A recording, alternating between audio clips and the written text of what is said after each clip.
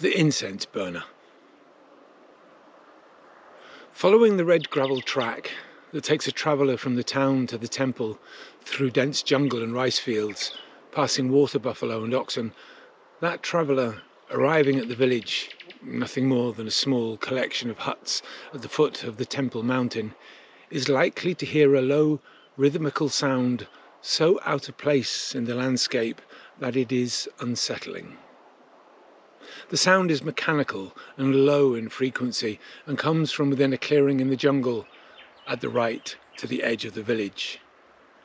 It is the sound of an old two-stroke petrol engine. Part of an extraordinary and puzzling contraption, it is mounted upon a low, sturdy table and connected to two rectangular, battered-looking metal containers via several wheels and rods. The upper box, the size and shape of a large travelling trunk, is a hopper. The lower box, the heart of the contraption, is slightly smaller and has a low arched opening at its base. They sit perched at one end of a long, small metal bench. Balanced on a wooden stool, a small, sturdy man wearing nothing but a loincloth pours a mixture of powdered herbs, ground bark and sweet-smelling oil into the hopper from a small tin bucket. This done, he gathers a handful of thin sticks into a bunch, which he then taps into order on the side of the table and lays them in a tray, which he slides into the lower box.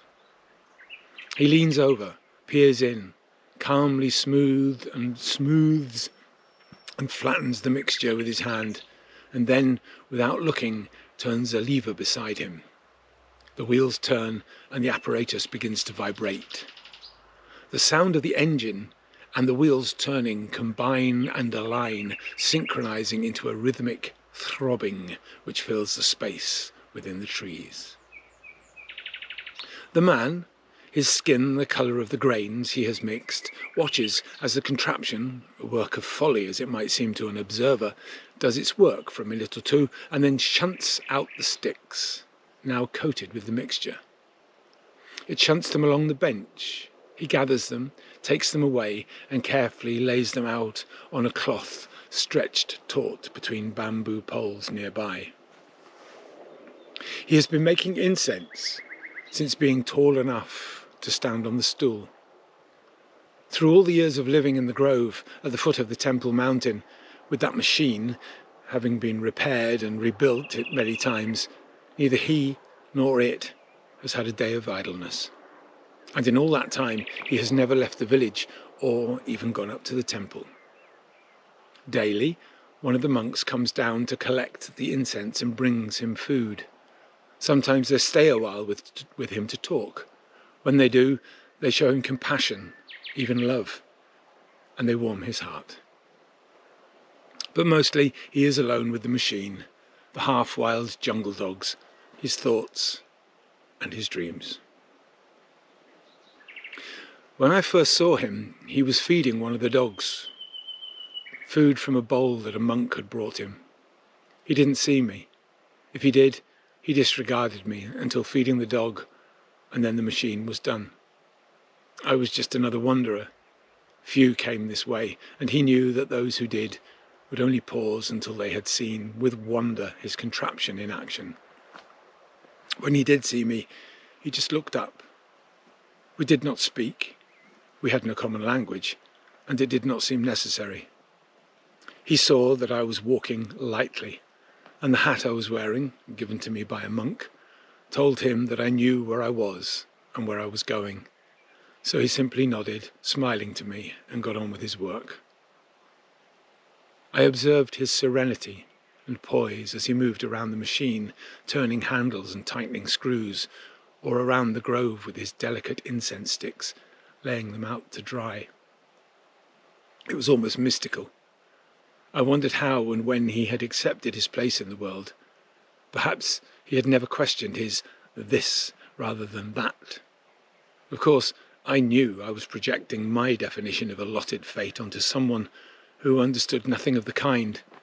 But I wondered. I could not help myself. What carried he in his thoughts, his dreams. At the gate to the temple, a blind man sat with a bundle of incense on his lap. Next to him was a bowl containing money. Further on, I saw a woman with a thin, ill child. She too had incense and a bowl. I bought from each of them. Butterflies flew, birds sang, and the cooling breeze drifted through the trees.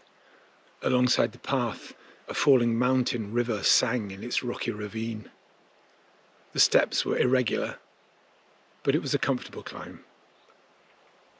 Along the way I stopped at each little statue in its niche and planted a burning stick in the bowl. Turning back to look out across the plains and the jungle to the mountains on the horizon, I realized that where I had come from was far more than distant. It was gone. It had been an hour's walk in the heat of the mid-morning. At the last step, before entering the temple's main hall, the large pot full of sand where I placed my last incense stick was full. Most of the sticks were still burning, for there were other wanderers here.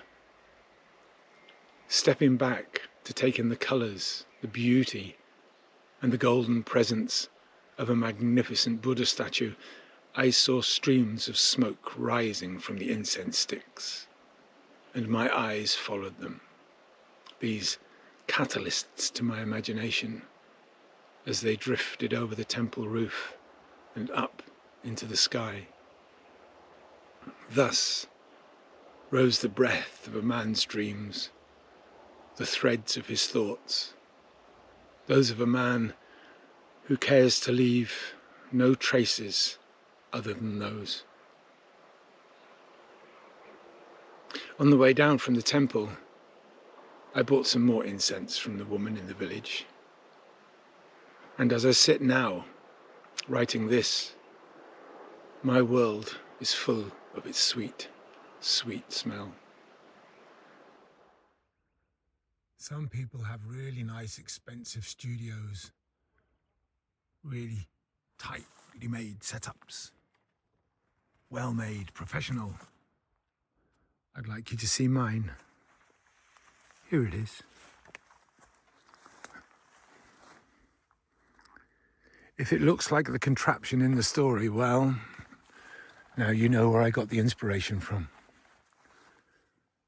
And that's what was behind me. And that's what was in front of me.